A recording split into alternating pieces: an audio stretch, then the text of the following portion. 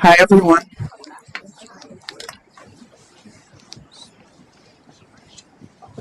Thank you, Lauren.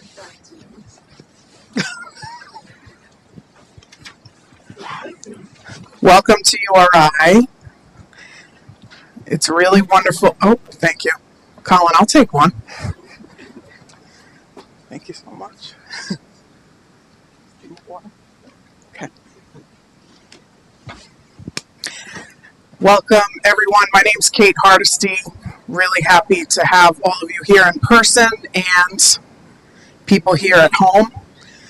For those of you in the audience, before I forget, these are live stream cameras, so if you're hiding from anyone, don't walk in front of those. But also, when we get to the Q&A portion of the lecture, if you have a question to ask, you must use the mic, because it's the only way the folks at home can hear what's going on, okay?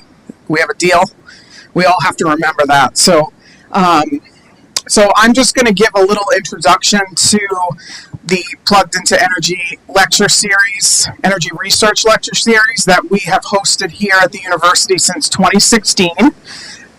We're very proud of it, and tonight's lecture we're calling Developing a Climate Strategy for Rhode Island, the Role of Energy Efficiency. And we're really, really thrilled to host this conversation. It's an important one. The folks who are sitting up here are going to entertain and enlighten you. I know it. And I think we're all in for a treat. So before we start, we're going to hope the clicker works. Plan B. I just want to take an opportunity to explain to those of you who may not be familiar with cooperative extension what it is. So the University of Rhode Island is Rhode Island's land grant institution, and that's a unique thing to Rhode Island, but there's a land grant institution in every state in the United States. So in New York, anyone know what the land grant institution is? Cornell University. How about New Jersey? Rutgers. Very good. So in Rhode Island, it's URI, and that means that we don't only conduct research. We're a Tier 2 research institution moving towards Tier 1. We don't only do research, and we don't only teach students. We're also responsible for extending science into the community, especially to people who may not have access to research enterprise here. And so it's a really beautiful model. I've worked for Extension for almost 20 years. I'm very proud of the work that we do. And one thing I'd like to point out is you'll see some younger folks, younger than me, wearing polo shirts. And all of those students are URI Energy Fellows who are placed throughout Rhode Island working alongside energy professionals, wicked smart people like these folks up in the front to solve really tough energy challenges. So we're an extension working in all of these areas, including food, water resources, land stewardship, healthy lifestyles. 4-H is an extension program, if you weren't aware of that, and we bring science to the people. So our students and our volunteers and staff and faculty here are working hard to make sure this type of information is accessible to everyone. So I really thank you all, for those of you who drove here. It's like, post-COVID, that's an amazing thing. And those of you at home, thanks for joining us. You should come next time because there's amazing pizza. And you can click that QR code if you want to check out our website. We have a lot of resources. Oh, I turned it off.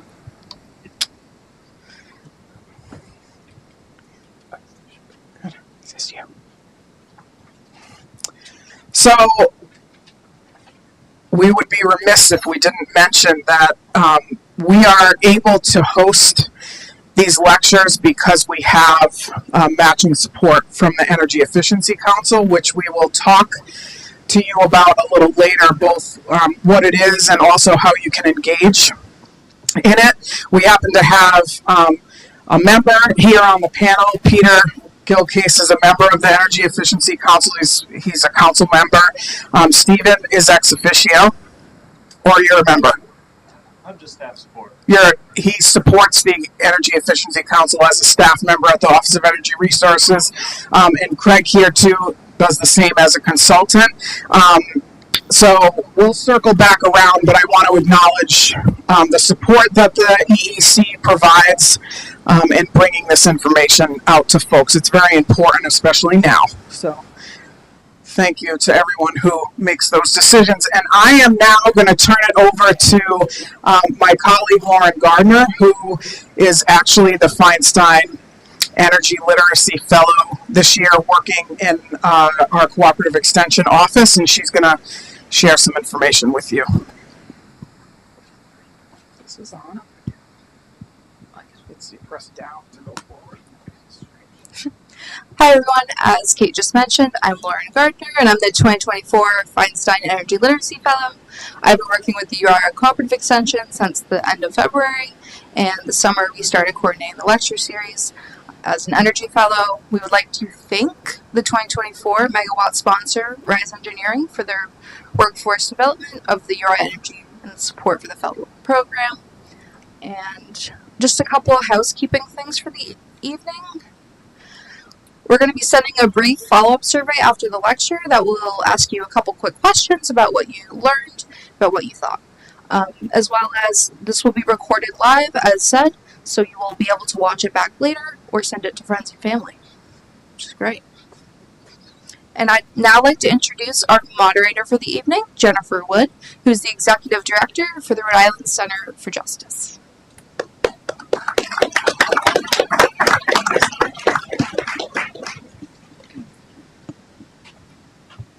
Good evening, everyone. It's great to be here, and I'm really looking forward to the conversation this evening, and just privileged to be able to help keep the conversation going and help you all get your questions answered after we hear from our speakers. I'm the director at the Rhode Island Center for Justice, and we are a nonprofit law center, and pertinent to tonight's conversation, we do a lot of work with low-income tenants and utility consumers. So through our partnership with the George Wiley Center, we represent the Wiley Center on behalf of low-income utility consumers in many of the Public Utilities Commission dockets that relate to the costs and delivery of energy, and particularly for our work in the residential environment. So we represent the folks for whom energy efficiency is probably the most economically high stakes and the least accessible to them, because most of the people that we work with do not own the residence that they live in, and therefore they're kind of separated from the decision making about energy efficiency. And that's a very challenging gap to bridge, but one that we're very committed to working with all of the experts you're going to hear from this evening and the PUC and other advocates to close that gap. Because energy efficiency is something that's critically important to everyone in the residential environment, but if you're a low-income tenant and utility consumer, it can really have life and death stakes. Because if you can't afford your utility bill, because your utility bill is artificially inflated because you live in a non-code compliant, non-energy efficient residence, then you may lose access to heat, power, light, medical equipment, refrigeration, many things that we associate with basic survival and health. So the stakes couldn't be higher for our clients when we talk about energy efficiency. And for a lot of other homeowners, it's like, wow, I really would like to make my place more efficient. I'd like to be able to save some money, have a cleaner living environment.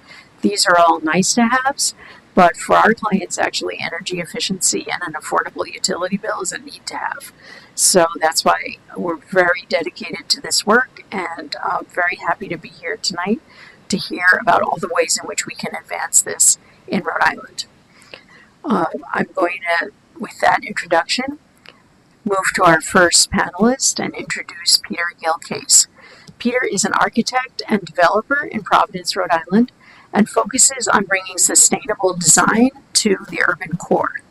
Recent work that Peter has engaged in involves affordable, energy-efficient, multifamily housing, so very critically important to the folks that I work with as well. Peter serves on the Energy Efficiency Council of Rhode Island and is the co-founder of Equation Campaign, which funds movements in the United States to stop the growth of the fossil fuel industry. And Peter, welcome you to the podium.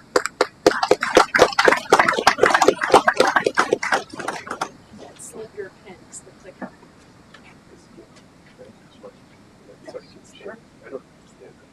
No, you can do whatever you want. This one. Right. Cool. Right up close. Right up close. All right. It is a pleasure to be with you all tonight. It's great to see some familiar faces and new faces, young faces and older faces. I'm really glad to be here. And I'm just going to say, so I have these 3 hats that I wear, and I'm going to be wearing all of them as I go through my remarks. And also, Kate, where's my 5-minute warning coming from? You're going to do it. Beautiful. So I'll look for you.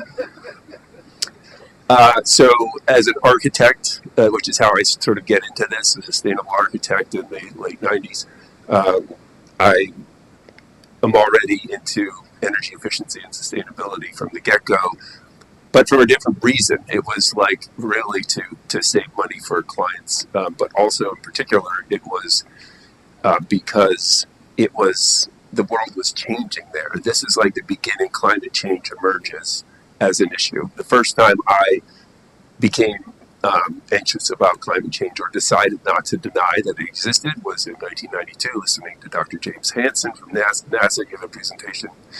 And then I had trouble sleeping, and now we're all kind of trying to get used to the inevitability.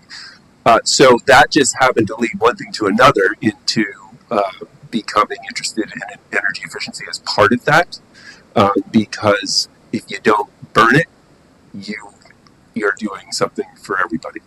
If you don't burn that BTU. But that's not, we can't do that all at once. So, and we're going to be talking about the demand side of the equation, right? We're talking about demand, how to reduce our demand to be more efficient. But I also work on the supply side, so that we'll get to later. As a climate activist, I work on trying to keep the oil and gas in the ground as much as possible. And that really, what that means right now, to keep it simple, is to stop any new oil and gas infrastructure build out.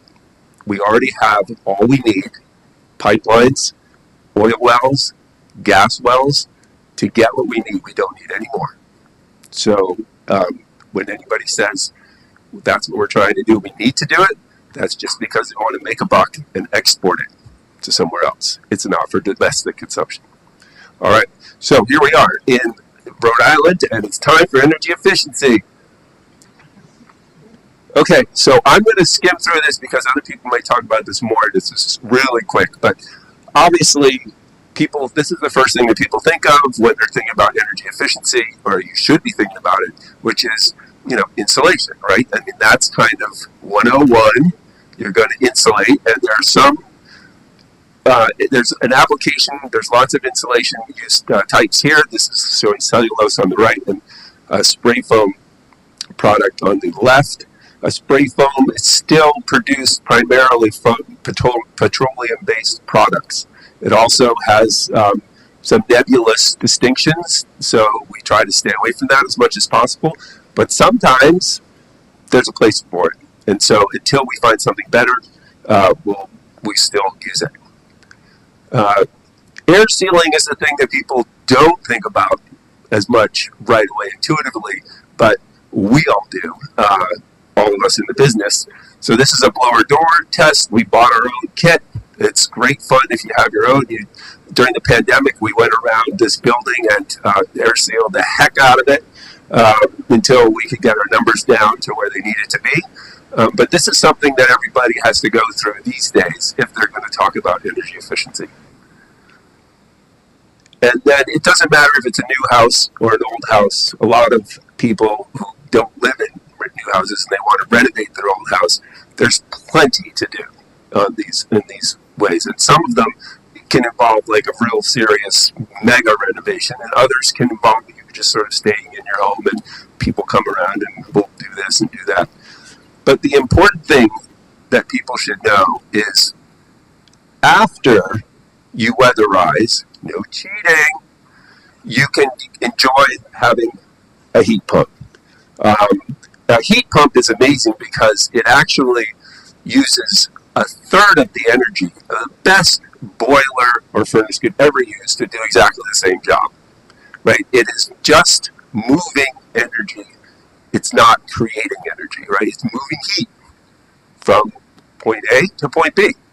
So, but if you get a heat pump and you haven't weatherized, the problem is you're going to give heat pumps a bad name because they have these tiny little motors and they can't keep up. If you're living in a drafty home, they're going to have trouble, and then you're going to say, hey, I want my money back. This heat pump doesn't work. Didn't do your homework. Go back to slides 1 and 2. All right, so you got to make sure that you do it in this order in order to get to this point. When you get into heat pumps, then you're going to be able to do a lot of things. You've weatherized your home or building. It could be a commercial building like this one. You can weatherize it. Then you can have fresh air coming in. There's called ERVs, energy recovery ventilators. Is an example of one where you have this super tight building, but you're getting fresh air coming in all the time, 24/7, unless you have the windows open and then you turn it off because they're getting fresh air anyways. So, but the thing about it is, and this kind of leans into climate, it's not only you're helping save the climate by using fewer fossil fuels, but you're also releasing greenhouse gases, but now you're getting into a more resilient place to live. You're getting into a building that will withstand not only higher temperatures outside, catastrophic storm events, but you're even with a battery, you could start to think about you're going to be able to weather power outages. And so it's a double benefit. One, just helping the planet, and the other is helping yourself be more secure. So it's not just homes, right? It's the whole infrastructure. And if you're going to do a retail space, if you're going to do anything that really matters, like say a grocery store, you should do it the same way because groceries are energy hogs. Just think about all those coolers, right? I mean, it's just like if you think about how many there's an energy use index, right? And grocery stores typically are among the worst for in performance. Fortunately, there's plenty of programs for grocery stores and other commercial applications as well. But this is where we talk about caring for one another, right? It's not only that you're doing it for your own home to be secure in it, but you're doing it so that everybody can be secure in their daily lives. A very important point about efficiency that I'll be mentioning later, but also here too. Efficiency is getting the same. There's no sacrifice. You're doing more. You're doing the same thing with less. That's efficient. It's not conservation. It's a big difference. All right, so I'm anxious about climate change. I know most people, or many people here, are probably anxious about climate change. So this is something that we all have to live with, but we also can't stay still. You have to try to do something. So what is it that you can do? Well, as I was mentioning, you're going to switch over. And you notice what I'm doing here. I'm moving out of energy efficiency, and I'm moving in to renewable energy. Oh wait, I thought this was about efficiency. They're related because we have to think about how we're going to transition away from the fossil fuels. So once you've gone through this energy efficiency thing, you've made your building more healthy, you've made your building more secure and resilient, but you still are going to want to gravitate towards renewable energy. That's where we're going. Okay, so this is the United States, 2024. And you can see a couple of things here. This is all how our electricity is generated. So in the United States, we used to have a lot of coal. We used to have a lot of nuclear and some gas, very little wind, solar, renewables. But now you can see that things have changed. In general, if you look at the bottom, very impressive growth of wind and solar, and hydro is doing fine. Hydro has been all along doing well. But you also see that we just swapped coal for the bridge fuel. Natural gas is what it's called by many people. We'll get into that in a minute. Well, Rhode Island. Look at us. Not much has changed. We went from 98% gas-generated electricity to about 83%, so that's pretty good. Look at little solar. Yes, solar's coming along. We like that. Wind is still not really happening. It's great what we've gotten done, but really it hasn't done what we thought it would.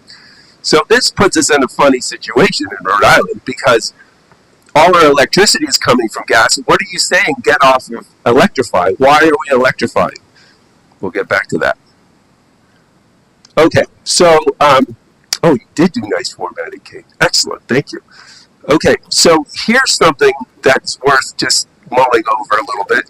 Dr. Robert Howarth from Cornell recently wrote a paper saying essentially that fossil gas, which is methane gas, so we might as well call it what it is, methane gas, is just as bad, if not worse, than coal for greenhouse gases. All right, so that's a shock because if you go back to the USA slide, you'll notice that we swapped out gas for coal. Didn't really do anything, did we? We're still in the same situation.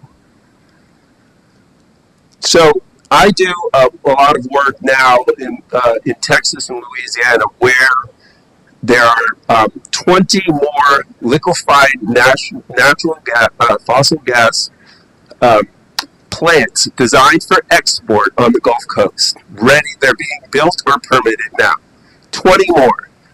Now, once that money is invested, it is going to have to run its course because we live in a capitalist economy, and once the money is there, so the only way you can really decide you can make a difference is to just not have it be built.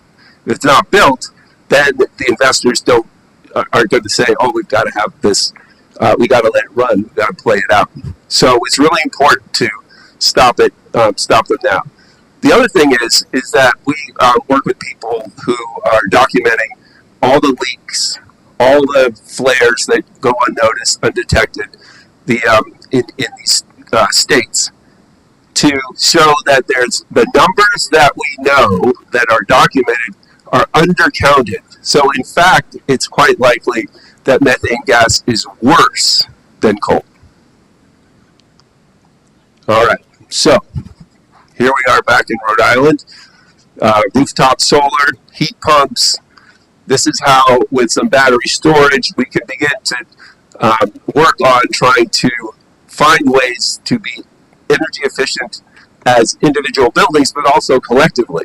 There are things like demand response, which is really growing in the state and will continue to grow quite a bit, where if you have batteries, that you can start to help the utility not reach this high peak of energy use on a hot summer afternoon, for example, because they will pay you, they'll take your energy out of your battery, and they'll use it. So it's what's known as a virtual power plant, right? Essentially, we all pitch in, and we're creating like a power plant among us to be able to avoid having to build another power plant. Because I don't have any slides on this, we can talk about it if we want, but electrical demand is on a steep increase. There is a much more electrical demand now, and there will be more, partly because people are electrifying, but also because we're all using our computers. There's all that data storage. All that needs to be cooled and run. That's a lot. Bitcoin, right? And just think of all the uses. AI. AI takes a ton of energy. In fact, Microsoft wants to fire up 3 Mile Island again just so we can have some AI. So it's all, I'm not saying don't use your computer. I'm just saying that's sort of part of the equation. Okay, so the other thing about it, I showed you about Rhode Island being completely dependent on fossil fuels. This kind of swings around because one of the reasons why I thought back in the day that it was important to be sustainable was that also kind of as a patriotic type, which I sometimes am, I thought, well, hey, let's try to make it so that we're not so dependent on foreign oil, because that's what's going on now.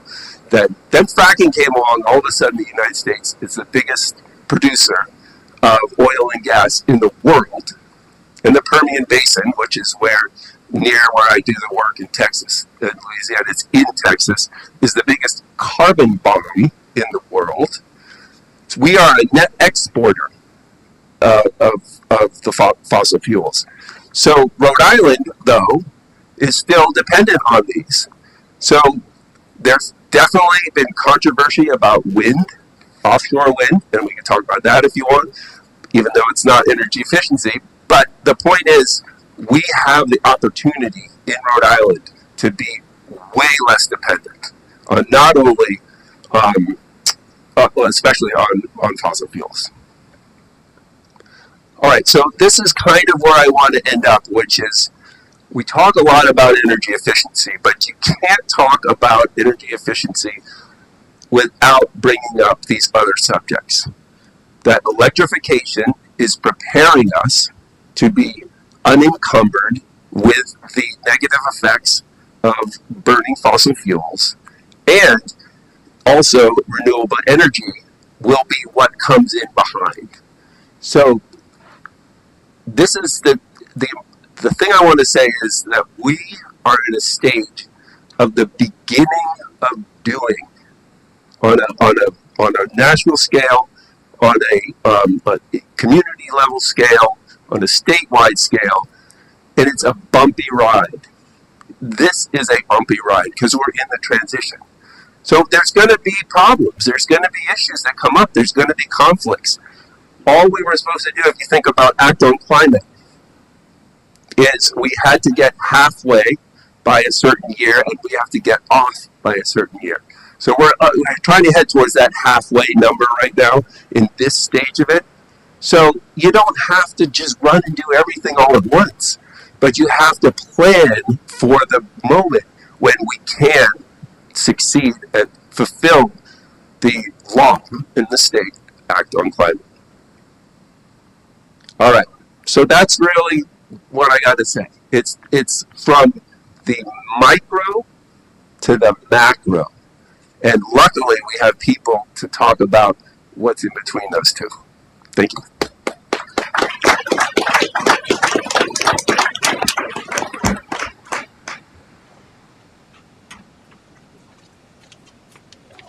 Thanks, Peter. And I'm sure there'll be plenty of questions after our other panelists go. I'd now like to introduce Greg Miller. Greg is a business development officer with the Rhode Island Infrastructure Bank. He administers the bank's energy program portfolio. This has included, during his time there, overseeing Rhode Island's inclusion in the Coalition for Green Capital to tap the EPA's greenhouse gas reduction funds. Additionally, overseeing the development of a new clean energy fund designed to finance cities and towns, as well as the manufacturing and private sector, to bring their facilities up to compliance with Rhode Island's Act on Climate mandate. So, Greg, you're up.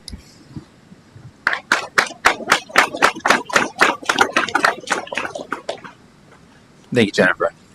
And thank you to Lauren and Katie and the entire team here for hosting this tonight and having everyone here. So I just want to start with kind of a brief explanation as to what what the Rhode Island Infrastructure Bank is. We were founded in 1989 by the General Assembly, and the idea was at the time in order to protect Rhode Island's clean water resources and drinking water resources, the General Assembly established the Clean Water Financing Agency. And we were tasked with leveraging federal resources as well as, some very small amount of state resources at the time to do things to help clean up Narragansett Bay, to help clean up our watersheds and our drinking water supplies. And so things like, sewer projects that were very nascent at the time and underway to what we think of now as, NBC's combined sewer overflow, those massive tunnels that capture water and then treat it.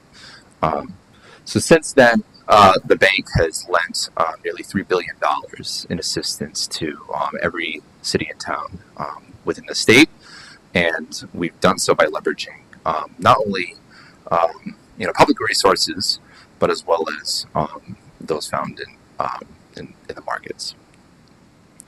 And to meet growing demand for different things, the bank in 2016 was rebranded as the Rhode Island Infrastructure Bank. And then we expanded our portfolio to meet not only the demands of drinking water and clean water, but to include investments in energy efficiency, at the municipal level, as well as road projects and several other projects. So the bank has really drastically grown since 2016 as a resource to help the state of Rhode Island and all of its communities make really critical investments in its infrastructure. So, as an example, this is the Clean Water, the Drinking Water State Revolving Fund, and as you can see, the blue line here represents over 20 years. The bank has invested over $600 million to critical projects to help residents maintain, clean drinking water, access to clean drinking water, and that includes replacement of lead lines under city streets. The orange and the green lines are the actual funds that we are using to make these investments. So the federal capitalization grants that we receive from Congress, as well as state allocations from the annual budget. And similar, the Clean Water Fund, we've made almost $1.7 billion worth of loans and grants to our cities and towns to maintain the health of Narragansett Bay and our rivers, really only leveraging $300 million of federal aid, as well as not even $60 million of local state aid. So how exactly are we doing that? And the way that we're able to make this happen is we leverage the municipal bond market. So we go to Wall Street and we say we have these public projects that need to be done, not only to help protect public health and the health of the environment, but to help advance our state so that we have a better quality of life. And you can see here when we had launched the Efficient Buildings Fund that the bank operates with the Office of Energy Resources, who's here tonight. Again, we're making these very large investments while using system benefit charges as well as federal what we call RGGI funds, and that's Regional Greenhouse Gas Initiative funds. And what we do is to make very large investments, we do tap the municipal bond market with very excellent credit rating that will allow us to really leverage these precious resources and funds that we have and scale up our impact that we have. Right? So what does that actually look like at the federal level? To do large energy efficiency or renewable energy projects, whether it's retrofitting schools that are under construction with energy efficient systems, electrification of buildings, new construction that can include things like solar and heat pumps. We scour federal resources to take advantage of everything that we can get, and that includes annual appropriations from the state budget, as well as ratepayer funds. So, when actual users of electricity and gas get their energy bill, there's a little bit of that bill that goes to fund really critical projects that help us decarbonize our state. And then, of course, we get annual cap grants from the EPA to help protect the environment, reduce our greenhouse gas emissions, and help our state hit these benchmark goals of really investing in renewable energy as well as energy efficiency. And then some emerging federal opportunities that the bank is using include the Greenhouse Gas Reduction Fund that was mentioned. And this, again, from EPA, was a very large nationwide competition to really jumpstart and spur investment in our public and private spaces to help everyone from whole cities and towns to individuals, companies, decarbonize their lives. Everything from transportation to factories, schools, as well as public buildings, large and small. To help them get there, we had aligned with the Coalition of Green Capital, who was awarded $10 billion in order to make these critical investments. And that just locally, the Infrastructure Bank had identified over $1 billion worth of need, which is an incredible number when you think about this being a carve-out of the economy, things to just help us become more energy efficient. So it's a great case study of the power of leveraging federal funds, the municipal bond market, that really helps us make these enormous investments. One could look at East Providence High School. The city had torn down its old, aging high school, and the city was losing an incredible amount of money every year on inefficient systems that didn't work. So when I went there, I'm a resident of East Providence. The school was really plagued by things like broken windows, heating systems that didn't work correctly, AC systems that did not work, as well as very inefficient lighting and virtually no insulation. So to assist the city of East Providence in their new school construction, we met with them and then worked out a carve-out of what it would cost to rebuild the school, and then urged them to really invest heavily in efficient systems, electrify the building, right? The curtain glass wall that you see here is much more insulated. The panes reflect sunlight away from the building in the summer, but retain heat in the winter, to help regulate the building. And what we did was we carved out $28 million worth of expenses that we financed them. And the financing that the city had received through us was 1/3 lower than what they possibly could have gotten bonding themselves or on the open market, as a way to take advantage of our excellent credit rating and those other state and federal resources that I had mentioned earlier. And that's saving the city over $1 million on debt service payments. So to really sum it up, things that we see, when we're out and about in the world, and the investments that we're making are really critical to help us decarbonize and lower our emissions and to mitigate the effects of climate change. But utilizing every resource that's available really has an outsized impact, and that will help us meet things like the Act on Climate legislation that the state of Rhode Island passed, as well as the Green Buildings Act that will require cities and towns to lower their emissions and lower their energy use. And utilizing resources like the bond market to help save taxpayers and residents money while having a better quality of life is really how we're going to get there. So thank you.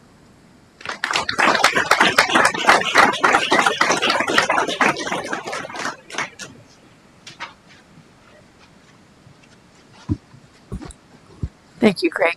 It's kind of magical how you take small money and make big money. I'd like to figure that one out for my household. Our final speaker this evening is Sarah Doherty. Sarah is the Thermal Decarbonization Manager for the Rhode Island Office of Energy Resources. It's funny, Sarah, when I took the job I currently have at the Center for Justice, I told my mom, I'm taking this new job. Oh, what's the place called? No, Center for Justice. What a great name for a job. You had to tell your mom you were the Thermal Decarbonization Manager. We all have our own cross to bear. You'll explain that to us as part of your talk. She's responsible for advancing the development of cleaner, more affordable, and reliable heating options for Rhode Islanders by finding funding and engaging the public and private sectors in identifying options to pursue clean heating. Sarah runs Clean Heat RI, the state's $25 million program that provides heat pump rebates, heating, water heating, and electric panel upgrades to homeowners, income-eligible homeowners, small businesses, and nonprofits. And I will say that if you want me to call your mom, I participated in this rebate program, and it is the best rebate experience I have ever had in my life. The money arrived virtually as soon as I asked for it. It was unbelievable. So you actually have a great job title.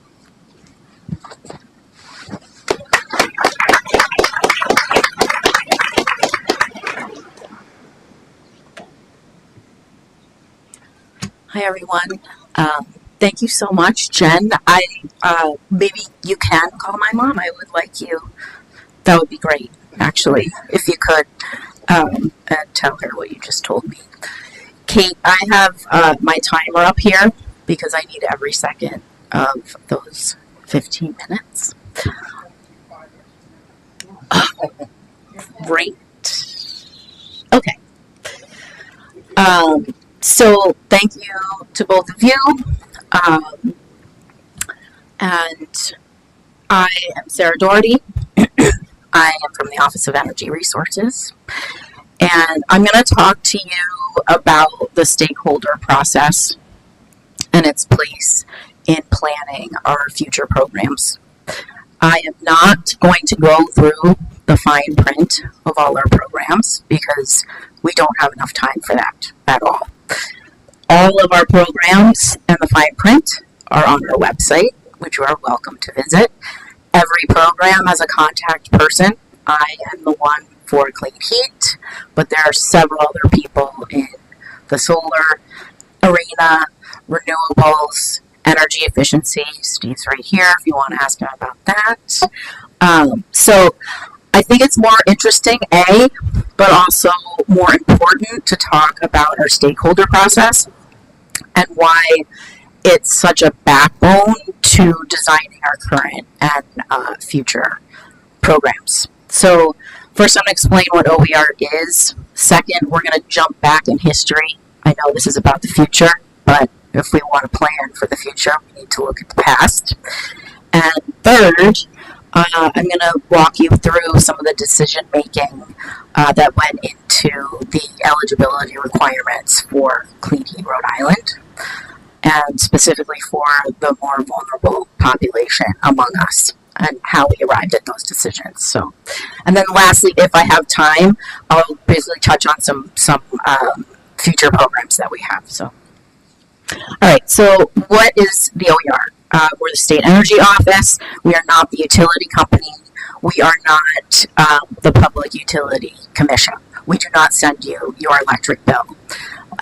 We promote programs and policies to ensure that we are moving Rhode Island towards a clean energy future.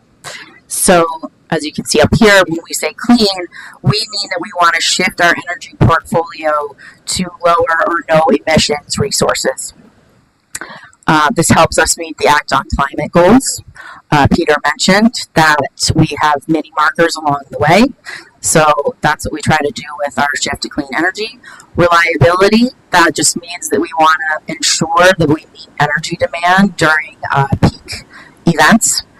That is short for we want to promote policies that keep the lights on. So I know that's hugely controversial.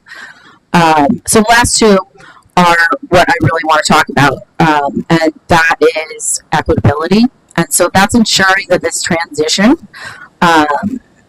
includes all Rhode Islanders, and that no group benefits over the expense at the expense of another group.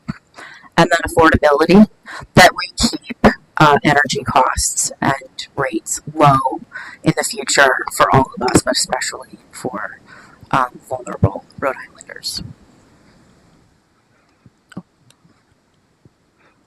Oh, I had a slide in here that was a really cool meme, and it was a Back to the Future shot from that movie, if you've ever seen it, and the meme just says, historians say, "Oh wait, I've seen this one before." So that, I wish you could see it. Anyway, so okay, so we're going to look back at two bills from our past. Spoiler alert, one of them is the Rural Electrification Act of 1936. I'm sure you didn't think that we were going to discuss that tonight. So we're going to look at these two legislative bills, and one is, I hope it highlights that big infrastructure projects are often the only funding mechanism to address big problems, and climate change is a big problem. And the second is to look at the darker side of these types of legislative bills and look at the lasting, unattended negative impacts that you can have if you don't have a robust stakeholder process. Okay, so the Rural Electrification Act of 1936, REA. So this is an example of large infrastructure project that require big dollars to solve. So early in the 20th century, farmers and their families, areas of rural America, really didn't have access to electricity, and they were getting left out of modernity, really. So in cities, people were enjoying the benefits of electricity, and in rural areas, you had farmers and their families. They didn't have access to modern appliances. They didn't have access to lighting. They didn't have access to farming tools that made farming more productive. And this affected all areas of quality of life: health, productivity, economic status. So Franklin Delano Roosevelt signed the bill, and this provided federal loans to farmers who wanted to collectivize and build the infrastructure to bring electricity to rural areas of America. And it was successful, spoiler. It was successful, and it marked the beginning of the widespread use of electricity. And we now take this for granted. We take access for granted. This was not something that was standard before this act happened, and the REA Act made that possible. So that is a success story. Okay, so now we're going to look at the Federal Aid Highway Act of 1956. Sexy, I know. Okay, so we're going to talk about this more because this highlights what happens when you don't have a good stakeholder process. So the story goes that Dwight D. Eisenhower, who signed this act, in his early days in the Army, he oversaw a military convoy that went from D.C. to San Francisco. And it took 62 days to get there. And when they got there, it was a national event. There was a parade because they had made it all the way across the U.S. And he would mention that this experience of 62 days stuck with him, and that when he signed this bill, that he had known that we needed a national highway system. Thank you. So it took about 20 years to get the bill passed. So discussions began under Franklin Delano Roosevelt, but obviously this was a huge project, and there were a lot of complicated issues. And so all sorts of bills were proposed, and lawmakers argued over them for about 20 years. And the issues were, where should we place these highways? Should we do the more populated regions, or should we do everybody at once and spread it out evenly? How should we fund it? Should it be state, local, and federal funds? What should the proportion be of state, local, and federal funds? How do we fund ongoing maintenance? Do we do tolls? Do we do a gas tax? Do we do asphalt tax? I don't know. How do we fund this continuing to go forward? And then the initial question was, how much road do we build? And so in the early days, there were a lot of feasibility studies done about what would traffic look like in 20, 30, or 40 years. So it took a really long view out. And so in 1956, the act was passed. So for the young people in the polo shirts, the fellows here, I just want, and anybody else really, I just want to make a plug for feasibility studies. And any study or report that a government agency or a nonprofit publishes, I know that documents like that, everybody jokes that we don't read them, they're buried at the bottom of websites, and nobody cares. However, these are the cheat codes to program planning. They describe what we know, they describe what we don't know, they describe our successes, our failures, they describe all of the sources of information that we use to do program design. So, love a feasibility study. Okay, so that was just my plug for that. All right, so let's get into the darker side of the Highway Act. So 75 years out, yes, it's similar result. We can't imagine ourselves without a highway system. It takes 3 days to get from DC to San Francisco, so that is a lot better than 62. Nobody gets to do a parade when you get there, but it's 3 days. So one of the tragedies of this act was that it decimated inner cities. And it plowed through urban centers without talking to the people that live there. And it led to the disinvestment of inner cities. And it often unfairly compensated property owners in inner cities whose properties were taken by eminent domain. And so it grew inequality. Not good.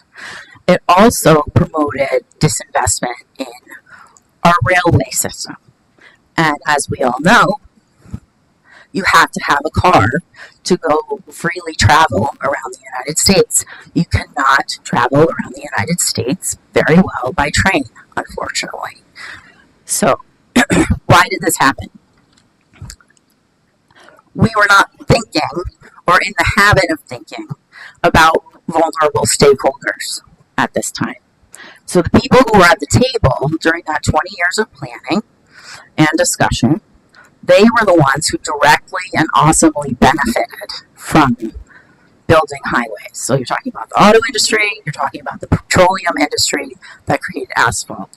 You're also talking about political representatives from wealthy, leafy suburbs who could direct the routes of highways so they were conveniently located to them, but not through their neighborhoods, not through their backyards.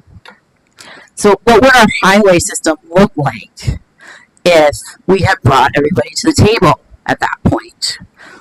If more urban stakeholders were at the table, would Providence have had to pull the highway out in the early 2000s? Probably not. And as a result of pulling the highway out, look at what is there today. Look at the life and activity that happens in that space. Hold on one second. So if the train people were at the table, they may have been able to negotiate a deal where they got, I don't know, 0.25% of the gross proceeds of the program funding for highways to continue expanding our rail system. And it would have been protected, and we might have a train system today. But none of that happened. Okay, so now we're going to jump back in the present. I run Clean Heat Rhode Island. I was not actually here when we discussed the program design, so I can't take credit for any of this. This is my predecessor, Annika Krekel, who did all the research. I had the pleasure of reading her notes. She definitely read a lot of feasibility studies and dug through all the resources. She made very good decisions. So the highway example shows why we take the stakeholder process really seriously at OER. It shows the importance of why it should be not an afterthought component of program design, but a central feature. And any part of a grant application at this point has several required components that take into account vulnerable populations. So you have the community benefits plan, you have workforce training, and you have an actual minimum amount of dollars that you have to spend in areas that have been traditionally underserved. or left out of previous programs. So all of our programs, we're trying to atone for things that happened in the past. This is not easy at all.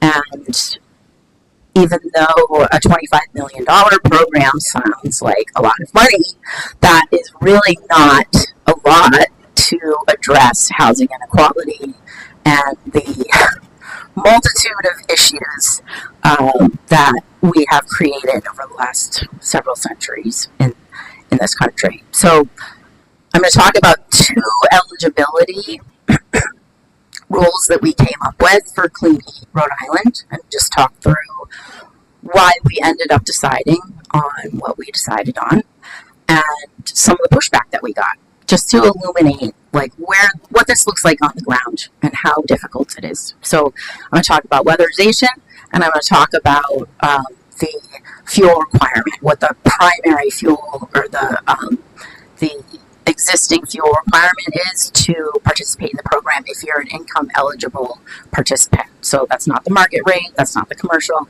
We're talking about the income eligible incentive, which pays 100% of the project cost.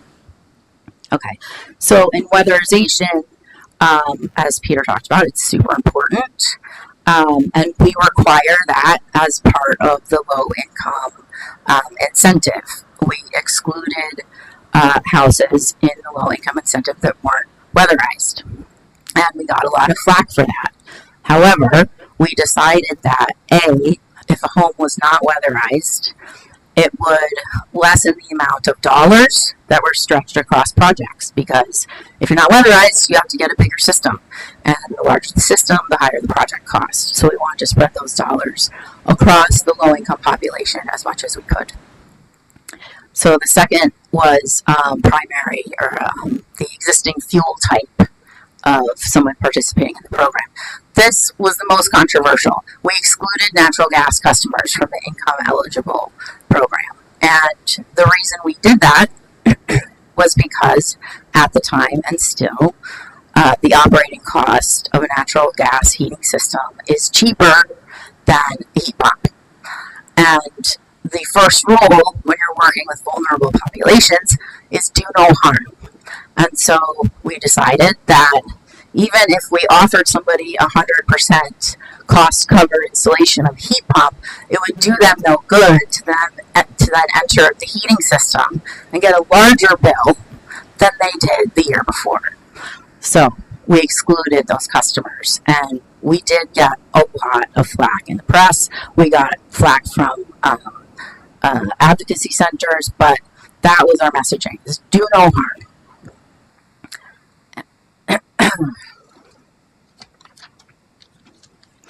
Okay, so once we decided on those requirements, we made the bet that there would be enough income eligible folks with weatherized homes who were transitioning from oil and propane.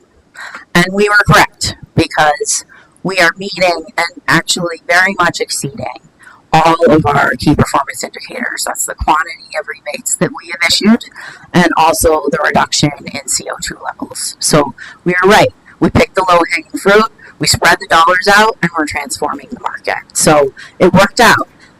It may have very well not have, but we got lucky, and we used the most available information that we could to make the decision. So even though we didn't get to address these huge barriers for income eligible folks and vulnerable folks, the future holds a lot of promise. Hopefully, innovators out there will come up with technology that allows us to address these weatherization issues. Hopefully, the cost of running a heat pump will become cheaper than using natural gas. And at that time, we will leap at a program that allows natural gas low-income folks to participate. So again, to the folks in the polo shirts, when you start your career, remember the Highway Act and make sure that you think about vulnerable people first. Okay, So just really quick, I know I'm at 19 minutes. I'll just do this in 1 minute. So I want to talk about the IRA program. So we have two programs. One is launched. Steve is the program manager for the one that is launched. That is $30 million for low income and moderate income folks to install electric induction stoves and heat pump clothes dryers in their homes. So that's $30 million, all going to lower moderate income. I am going to be co-running the other part of the program, which is $30 million. That's called the HER program. That is all going to retrofit multifamily, low-income, and affordable housing with heat pumps. We're still waiting final approval on that from the DOE, but the money is obligated and we will get it. So we didn't get to address multifamily at all in the Clean Heat Rhode Island program. It was a huge hole, and we wanted to address it quickly. And this program came along, and so we tried to address it. And so hopefully other programs and other funding opportunities will come along, and we can continue to address these enormous problems. Thank you.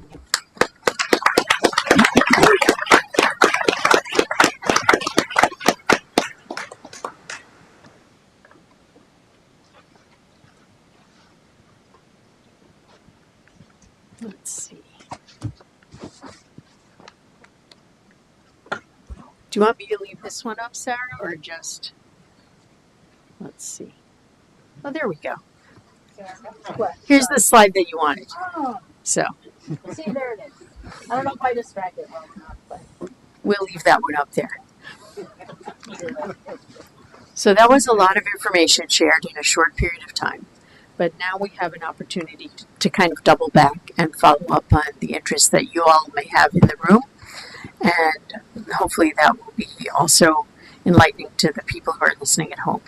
Does everyone have a mic? Great.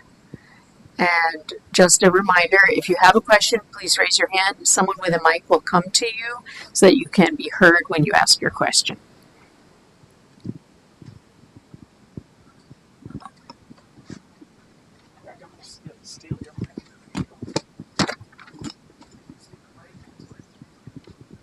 You did some great presentations dealing with equity and science-based information. It seems to me that in the current climate, there's a growing faction in this country that is, to say it politely, anti-science. And I'm wondering how you see that kind of a movement impinging on the programs that you have so elegantly expressed tonight. I can take that one.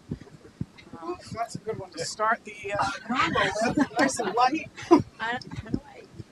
Is this? Oh, it's on. Oh, okay. Yeah. Sorry. Okay. So I was actually thinking about this in the last 48 hours. So that's why I have such a ready answer. I just got pretty lucky. So you're correct, obviously. And that is a huge concern. Luckily, I think across a lot of areas in energy efficiency and renewables. I'm talking about solar, I'm talking about EVs and heat pumps. These programs, these rebate programs have been around long enough that they have started a market transformation that will stick. So, for example, with EVs, car manufacturers who got in on that are in on that. They're not going to turn around and stop manufacturing EVs. It would be more expensive for them to do that. So with heat pumps, that's we're a little bit earlier in the market, but like in Rhode Island, the Clean Heat Rhode Island program really promoted installation of heat pumps, and it's caught on like wildfire. I think our spending high over the summer was like 1.3 million a month in incentives, and we considered that has really transformed the market and created a really strong base to keep going, even though the thought trend might might not, people might not like it, but manufacturers and installers, they're already all in on it. Like they've put their money on that's the direction that we're going and that we will continue to go. And we hope that that holds. Any other responses on this one? Yes, Peter?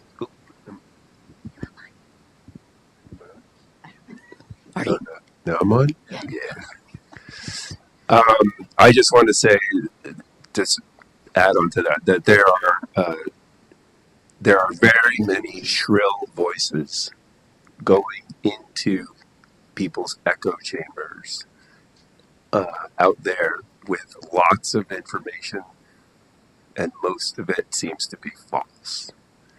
So when I was door knocking the last month in different swing states, it was really great to be out there with other people just talking about kitchen table issues, talking about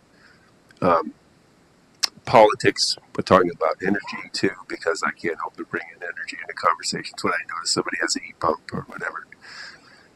And we are, as a people, we're pragmatic, and I think that we're interested in what will make a future brighter for our children and grandchildren, and for all of us. And so, when you sort of are able to shut down some of that that cacophony of Michigas, that's just we're all here, the same people that were here, but we're in that moment in time in history where the media is doing its thing. So I honestly believe that it's when you look at the map of the United States and see that it's all purple, just different shades of purple, I think that's really a much more appealing way to think of where we're at than where it seems like we're at. Okay. Next question. Oh, I think someone in the front row here has a question. This may not be sort of possible, but even if you have a hip shot, any of you, on the sort of the amount of funding that's out there through all of these different programs and focus, and kind of what's the best bang for the buck by sort of carbon reduction, and sort of, or what's the range of what this sort of costs, and where we might sort of put our resources, knowing that a lot of it has to just be done together. But I'm just kind of curious about that, and if we have the funding to meet the challenge, as a state.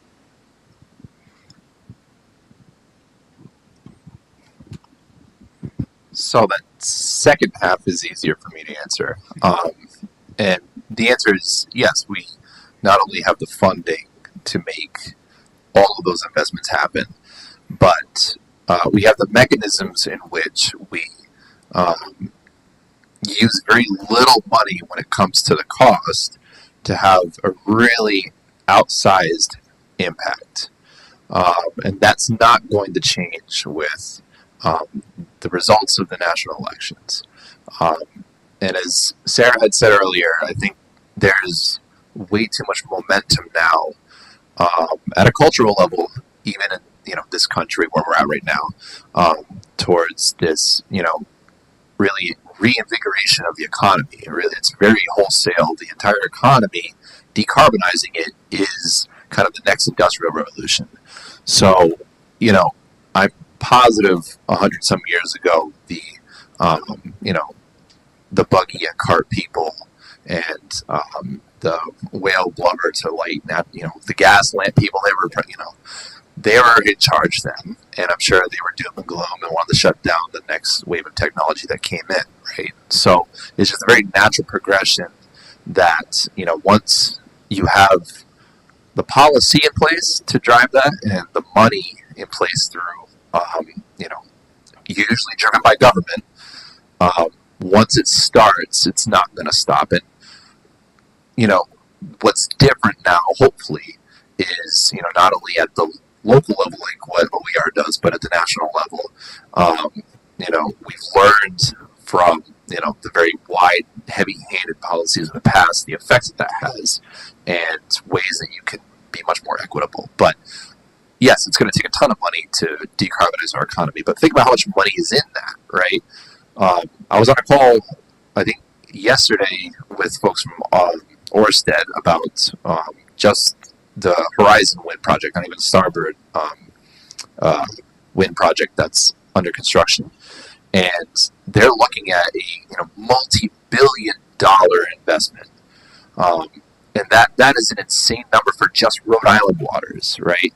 And think about the amount of jobs that's going to spur, not even just in, like private jobs, ancillary jobs here on shore, but union jobs, right? Like good paying jobs that would spur, as well as the cost of interconnection. So it takes a lot of money, but the spillover effect where you're not only using federal resources and state resources, but you're really harnessing private capital, you're harnessing banks and consumer spending habits, that is inevitable. And that doesn't, I personally don't think it really matters who, is in control of Congress for a 4-year span. That's just once you introduce the technology, that's where it's at.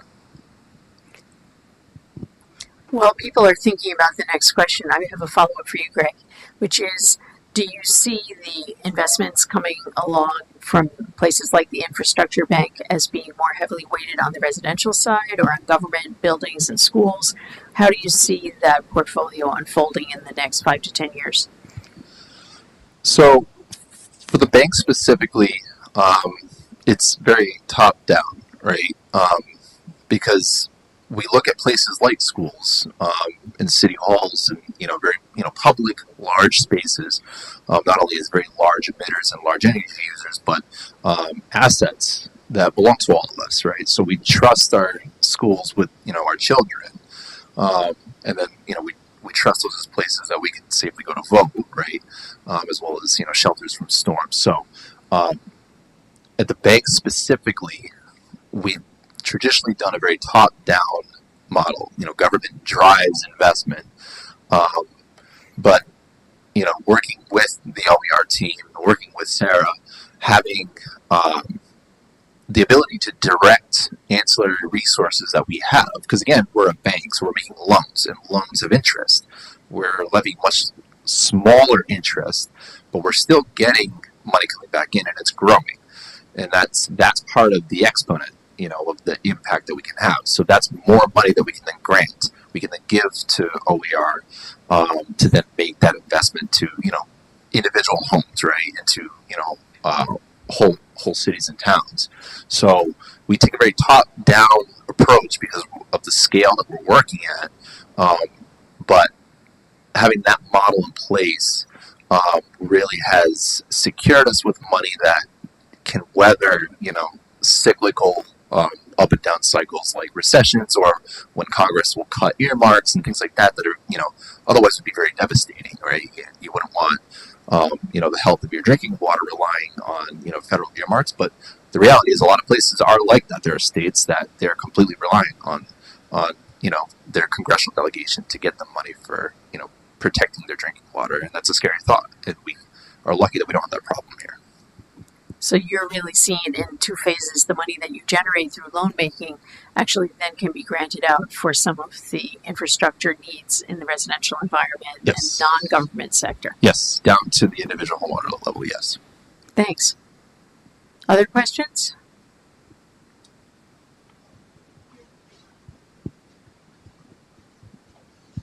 Thanks. Hi, I'm Dana Goodman from NEC Solar. I have a question. I know we're here to talk about energy efficiency, but you also talked about how obviously the end game after that is to, go solar or want to promote renewables, right? So in my experience at my job, I noticed that 2 things happen. One is which people get really excited about going solar and they say, hey, I'm going to put as much solar on my roof as I possibly can. And then I'm going to do all these energy efficiency improvements. And the problem with that, as you might well know, is that there is a cap on net metering. So that's problem number 1. Problem number 2 is that a lot of times people will say, hey, guess what? I insulated my whole entire house. I have a bunch of blown-in insulation in my attic, right? Like still hard foam blown-in insulation. Now can you install solar panels? And we're like, that would be great, but we can't even get into your attic to install the wiring. So I'm curious what your comment would be for the, the end user when after you've done all the energy efficiency. What is like a plan? I wrote this down.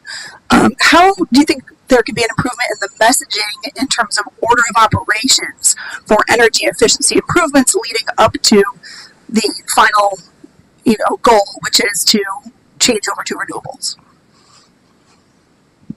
May I? Please. All right. So solar ready is what you want to be. And the order of operations, as I alluded to a little bit, we're actually like your second customer example, where it's air sealing and renewables. I mean, air sealing and insulation, new windows if you can replace them or whatever. But all of that. And then if anybody was thinking along the way, if there are obstacles like too much insulation in the attic or something, that you would have wired for it, right? So I think that where you get that advice is a tricky notion, but there are, as part of the IRA Act, there has been money allocated for, and this will be coming soon, navigators. So energy navigators who are going to be out there, are going to go into the communities and are going to be able to help people figure out exactly what you're getting to. And that is, it's what's turning out is that there are people in communities like ours who are just volunteering, raising their hand, saying, I want to participate in that. I know something about that. And so you go to energy school. It's a 9 hours of training that you get. And Rewiring America is an example of one of the organizations that received part of this $2 billion to do this. So I think, again, it's a bumpy ride right now, right? You're feeling it. We're all feeling it. This is a bumpy ride. But there are solutions that are coming down. And there are things about the IRA Act in terms of energy that I don't like. But there are so many, the dark side, right? But there are so many good elements about it. And this is one of them. So I think what you're describing is what a lot of people are feeling. Like, how do I start? Where do I start? And how to make sure I can get to everything I need to do. Any other responses on that one? And then I know we have another question on deck. Okay. I think you're up. Is it on? Yes. Thank you. So thank you very much for all the information. I'm new to Rhode Island, moving from Europe as a visiting scholar here at the Department of Environmental and Resource Economics. So in the EU, it has been very much pushed forward the sustainable finance framework, adapting a taxonomy. So to help investors have kind of a criteria of where to invest, okay? So it's not only reducing harm, but also increasing efficiency, increasing environmental conditions, etc. So I was wondering to what extent are you also considering to adopt such metrics of priorities in your investment, following like the EU taxonomy? I don't know if we have here something similar or not.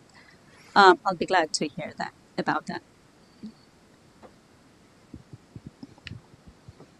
So at least at the infrastructure bank, part of the process by which, again, we're using federal resources is very, depends on the program, but it would be moderately strict reporting on the investment as it goes through its process. Without knowing the details, I can still say it's probably not as stringent or as thought out as the EU, since the EU is light years kind of ahead of us in many metrics. But we do have processes in place that receive feedback for each project that we fund, right? And at least at like the local level, permitting has to be in place. We work very closely with our sister agencies, the Department of Environmental Management and the Department of Health, to ensure that, when work is being done, adequate, notification is given ahead of time.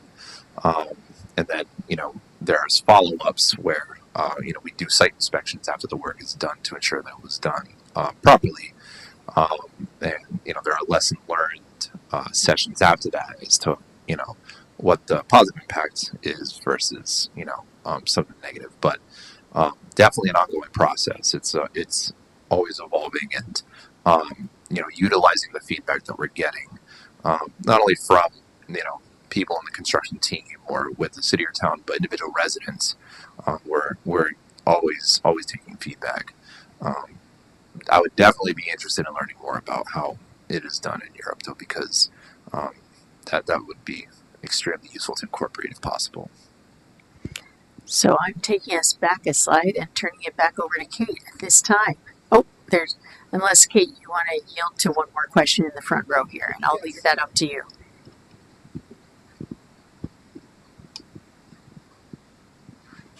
Thank you. I had a specific question about the heat pump incentive programs that are coming, because there's a lot of money for a small state. That's a lot of heat pumps. Mm-hmm. And I'm curious how much work has gone into vetting projects and installers to ensure that these systems, basically ensure what Peter said is to improve the envelope before you do the heat pump. Because I know I've been installing heat pumps for a long time. I've been building energy efficient homes for over 15 years, and I know that if you change out a boiler or a gas-fired furnace in a regular building with a heat pump, that 68-degree set point now needs to be more like 72 or 74 to maintain the same level of comfort, if it can even keep up. Like, that's one variable that I don't know if that's being considered, because that's going to blow the energy models out of the water and basically defeat the purpose of installing it. And the other one is, I do know from installation, if they're not installed properly, and even installed to the manufacturer's specs, like for example, like putting 4 mini split cassettes on one compressor, and putting a different head in every room, will actually create an extraordinarily inefficient system. And it'll actually defeat the purpose of what we're trying to achieve here. And so I'm just curious how much effort's going into really dialing into the details of maximizing, just not wasting this opportunity that we have by not paying attention to those really critical details. Okay, so short answer is a lot of effort goes into that. And in Clean Heat Rhode Island, we took the approach, the rebate process is structured a little bit differently than the existing ones had been. So it's a 2-part application process. So there is design approval that had to take place, and the installer has to submit the scope of work and estimate to the portal, and that has to be approved. And the reason that we did that was that our implementer of Rhode Energy Management, who has run programs throughout New England, they're a gold standard implementer and energy or heat pump expert, is that they wanted to standardize what's called Manual J, which you know, but for people who don't know what a Manual J is, that's just basically an engineering equation that shows you what the heat load is going to be in a residential home, and that's not something that was standard in Rhode Island before, to use the Manual J calculation. In fact, most heat pump installers in Rhode Island weren't even sizing for heating; they were sizing for cooling. So, like, the Clean Heat Rhode Island, like, the primary goal is to install heat pumps, but the secondary goal is to do a workforce transformation. So introducing high standards of installation and training. And so there is an approved contractor network, and manufacturer's training is required there. So we slowly address it. I'm not going to answer that question, but I'm just going to say one quick thing, which is, as a member of the Energy Efficiency Council, We have, first of all, an amazing consulting team, so it's great to be getting the help that we're getting. But the reason I'm bringing it up is that that's the moment when I am part of the deep state. And look how good your deep state is performing in Rhode Island. I mean, give it up for these guys. They're like bureaucrats at their finest. I love this. Really. Thank you very much. All right. You stole my thing. Was having this thought running through my head, which I often do, being someone who convenes these kind of conversations. You know, fear is a terrible thing because what people don't know they're afraid of. But when you hear how much depth of thought and intention goes into these policies that, you know, I think overall are fairly progressive. You know, we're trying to stay ahead of the curve. I have a lot of faith in where we're going. One of the things I have a lot of things to say, but I'm going to be cognizant of the clock. Sarah, when you were talking about, you know, our first question about is the momentum going to halt? You know, should we be worried? I just wanted to point out that the consumer dollar, like, I don't carry money in my wallet, but I have a lot of plastic cards. You know, the way you spend your money really has a lot to do with this trajectory. So take that power as consumers. We all should. One of the questions I wanted to ask everyone and have this beautiful rainbow of programs and wonderful things going on at our state energy office that everyone in this room has something to do with, I'm sure. I wanted everyone, including Jen, to share with everyone, in your opinion, from your perspective, what's like the highest and best thing either a homeowner or a business owner can do in this conversation around energy efficiency and climate. You know, how can we take some power on to help you do what you're trying to do as professionals? And who wants to go first?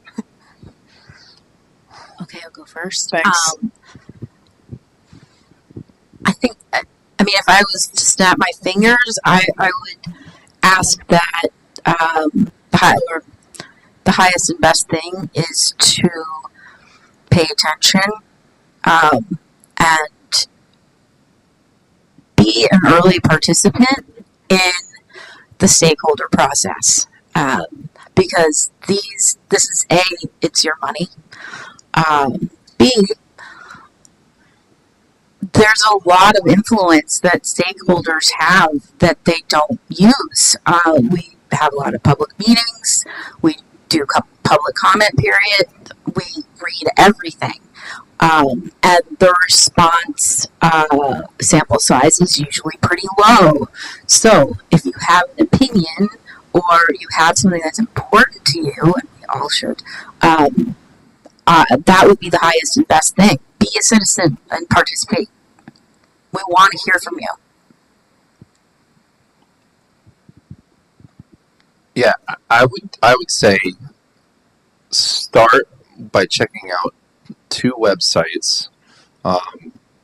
Look at the resources that the EDC has made available, and then look at the resources that OER has made available. Because, and I mean, we hear, testimony from people that have used the rebate program, but it can't be like stressed enough just how holistically important these entities are in helping you identify where to start, how big of sort of investment you need to make, things you're doing right, things you're doing wrong. We're in a tough part of the country for if you own a building, right? This is the oldest part of the country, so we have the oldest building stock in the country, and it's going to be the most inefficient. So it can be overwhelming and it can be really expensive, but it doesn't necessarily have to be an expense that you wholly shoulder. There are so many resources available through the state of Rhode Island, through nonprofit organizations that are meant to help move these sorts of projects forward. And nothing is like too small, right? So figuring out through these resources where to start, and understanding that your need, even though you'll we're all here talking about the same thing. Your need will be different than your neighbor's need, than the store you shop at, their need. Being as really willing to learn as much as you can to take advantage of these resources, because again, not every state has resources like this available, and they really will make that sort of leap of impact. Tell 4 friends. Get the message out. We've got over 400,000 households in this state. We are one community, and it doesn't feel like it sometimes, but we are one community. We are an incubator. We are a petri dish. We can do this. We can really do this, but you got to get out there and tell people, and that's why it's great that you're here. But we have to ramp this thing up big time, and we got to do it now. And at the consumer level, I can really say my recommendation is that people be paying attention and reading about these changes. As a homeowner, I have the privilege of being able to make the purchase decision when something is happening with heating and cooling in the residential setting, because I own a home. And we had done the thing. We had renovated our home, over 120 years old, new windows, insulation, addressing many of those issues. And that was very fortuitous, because about 2 years after we did that, our gas furnace literally died. Like, the furnace guy said, "Oh yeah, I'm required by law to put a red sticker on this thing and turn it off."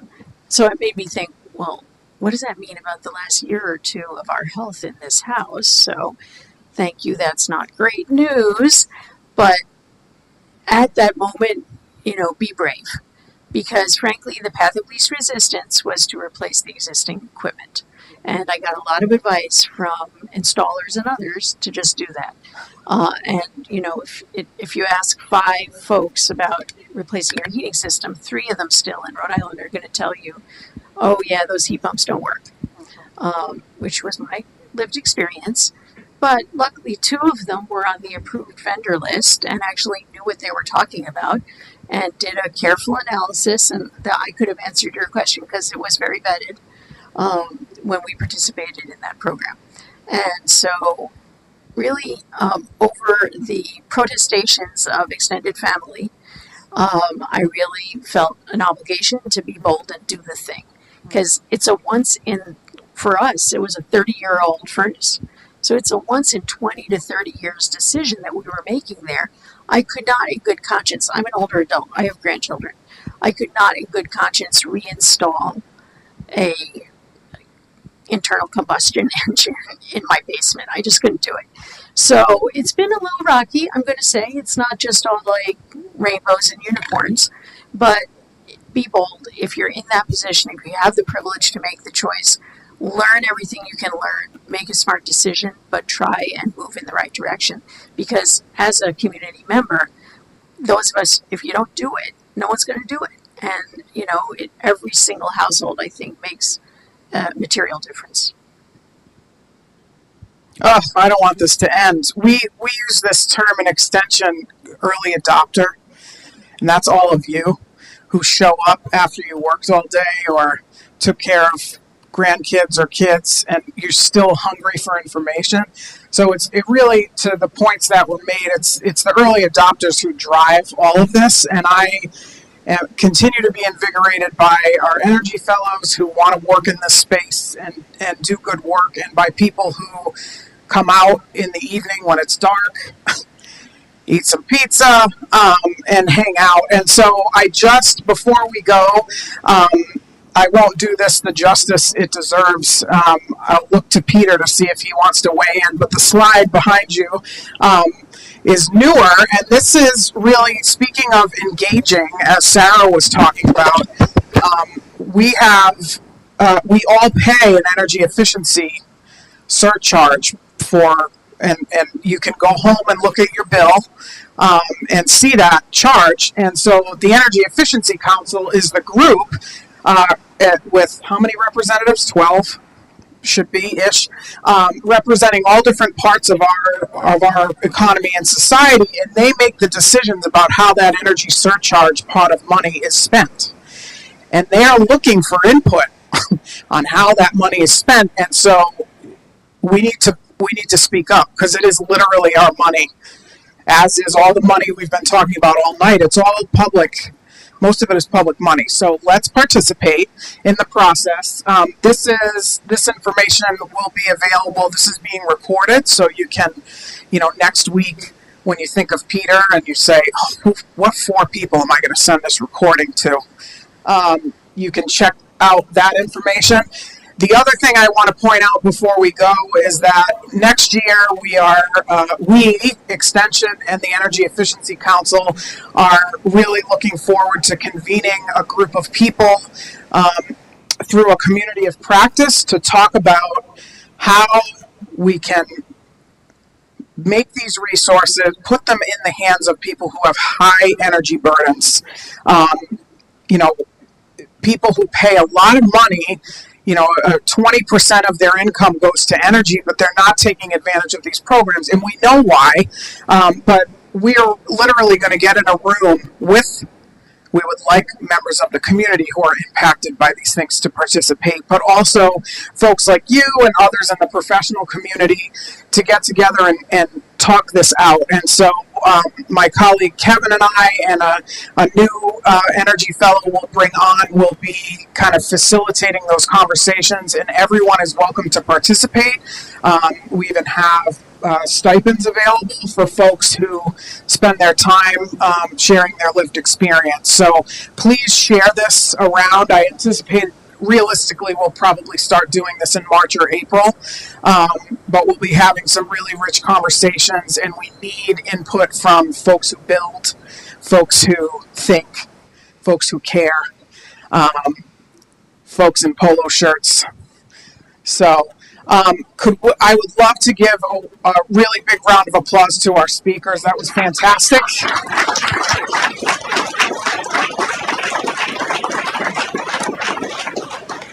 And if anyone would like to take pizza home, go for it. Thank you very much for supporting us in Extension and for all the work you do and thought you put into issues like this. Have a great night.